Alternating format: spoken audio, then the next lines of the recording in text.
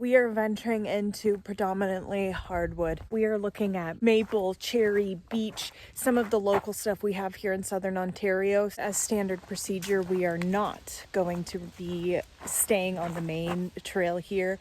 I'm about to hop into this bush. I'm seeing quite a bit of hardwood and some deadfall. I really don't want to be around people. That's why I come out here to look for mushrooms. For the lion's mane or barehead tooth, definitely look for some deadfall hardwood. Looking in here could be promising. I'm seeing a really large downed log over here. When you come up to your deadfall, look everywhere. Sometimes they can be hanging off the side. Sometimes they can be kind of up underneath, right against the ground. They can be at the ends. They can be at the middle. This is wolf milk slime. One of the coolest. It's somewhat alien. This one's kind of a pinky orange, and they are really supernatural looking. Some polypores here growing along a late fall specimen. Don't miss the opportunity to look up. On these dead, decomposing trunks, there very well could be a find halfway up. We are heading in, and we're going deep on this one.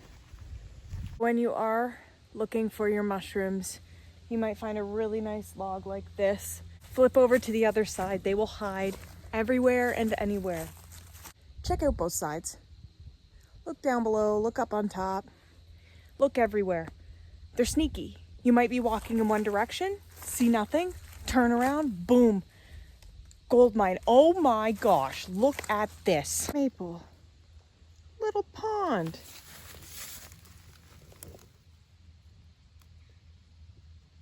That is so cool. If you're out here and you don't think that this is beautiful, you must be a very sad person. Here is a very good example of what is not what we are looking for. This is your coral mushroom. And although it looks similar to a barehead tooth, it is actually not. How we can tell the difference is these grow upwards. If you were to look at a barehead tooth, it would kind of just look like this, but upside down. The mushroom will grow out and down like a cascading waterfall, where these grow out and up. Here's a bit of a better shot. You can see that it is coming outwards and then going upwards. Beautiful nonetheless.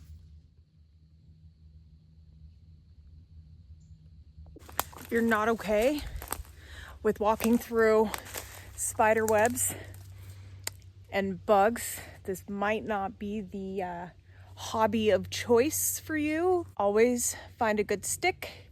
You can clear the path for yourself before you venture in.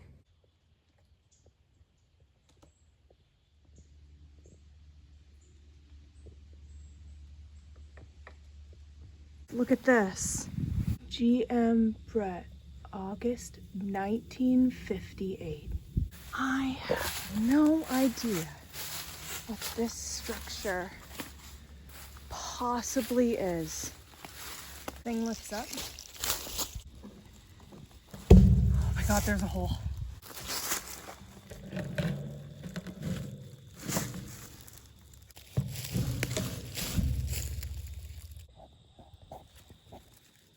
It's just a really dark, empty hole. Must have been used for like water. Either way, that's freaking creepy. We're not out here specifically looking for it today, but this is chaga. Chaga is a parasitic mushroom. Grows on birches, and chaga has incredible health benefits. I can show you really quickly what this looks like on the inside so you know what you're working with. The chaga is extremely tough, and I don't want to ruin my foraging knife, my mushroom knife on a chaga. It is extremely hard. If you pull up a piece and you see that orangish color there, that is a telltale indicator that that is chaga.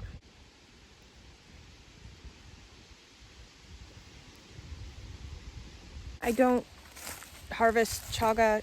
I find that it is something that I don't benefit from. I don't grind it and dry it, make it into a tea. I don't cook it in stews or anything.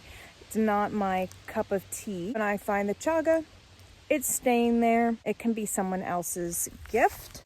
And same goes for everything else. When you find the chaga, only take what you are going to use. It is a substance that Mother Nature provides us, so don't be wasteful. Don't take more than you're going to use.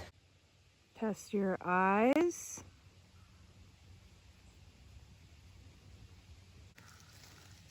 Test them again. We're a bit closer.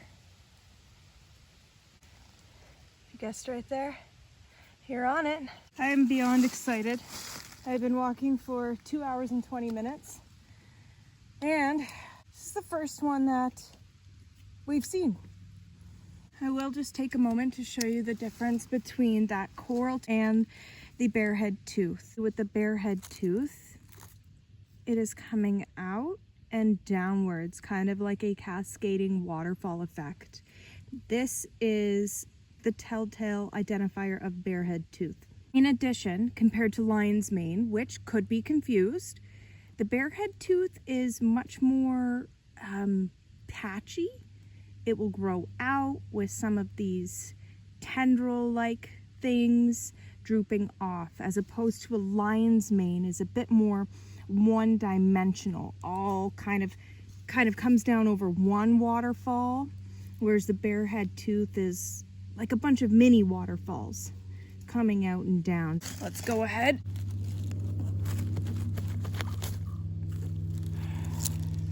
Look at that.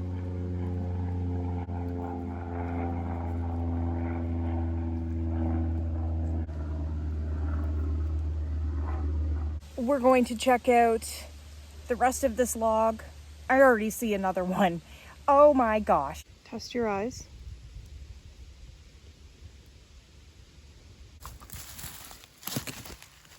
You looked over here, you are correct, and you get a gold star. This one is looking a little bit past its prime. Upon further review, I will probably leave that one. We are just getting a little bit soggy. We are turning a bit yellow. We'll leave this one.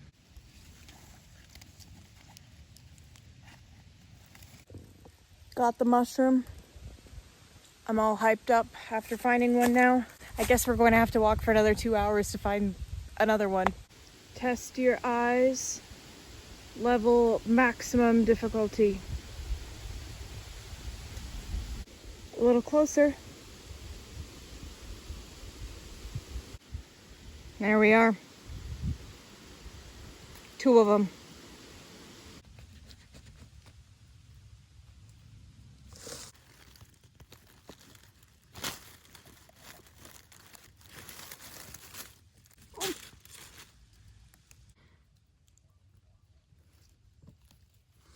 Look at that. Just immaculate. Highlighting the cascading effect here. Brown wolf milk slime.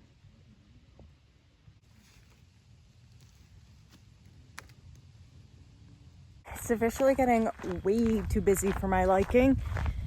Time to head back to the car. We'll get them home.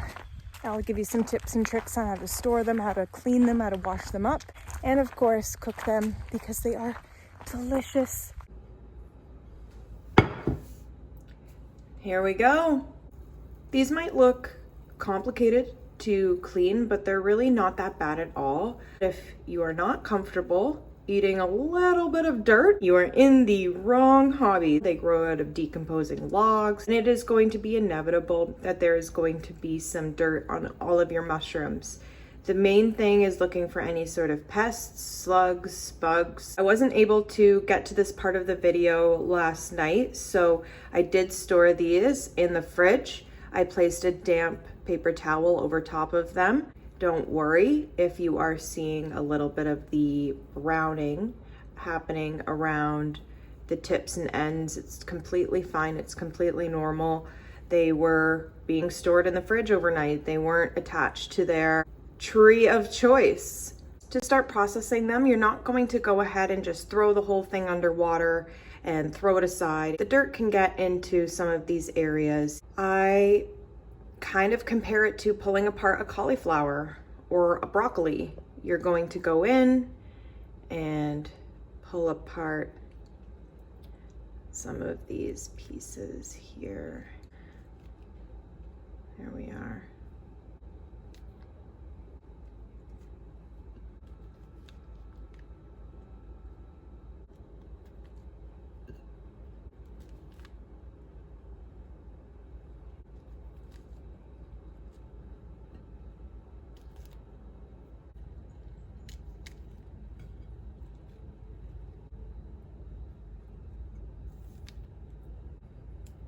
What plan of attack am I going into next? Wow, look at that. That's going to be real easy to... Oh, yeah.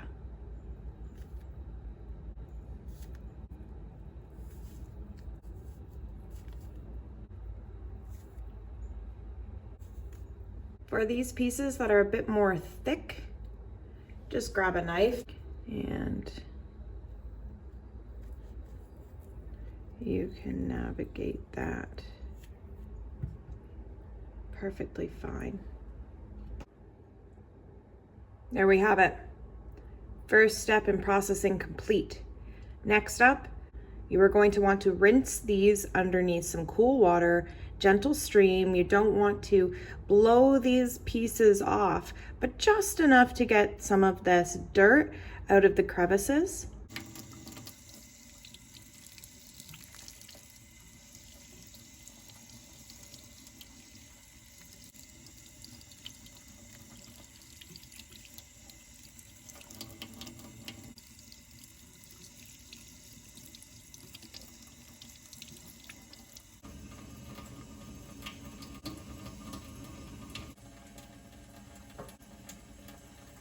We have our washed up, cleaned up bearhead tooth.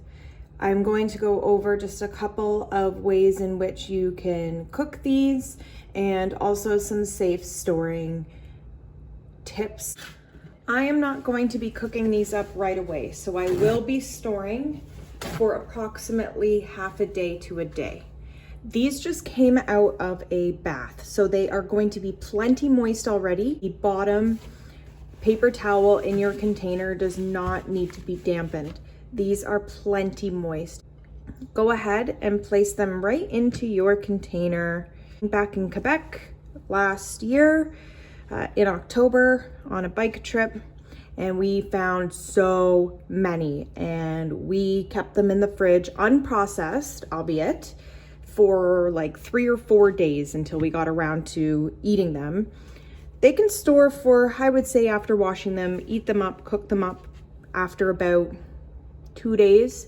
Apart from that, they start to go a little funky. In terms of cooking, personal favorite is going to be butter, garlic, salt, pepper, white wine at the end. It's unbelievably delicious. We will moisten this top one a little bit. You don't want it soaking wet. Run it under, squeeze it out. Enjoy.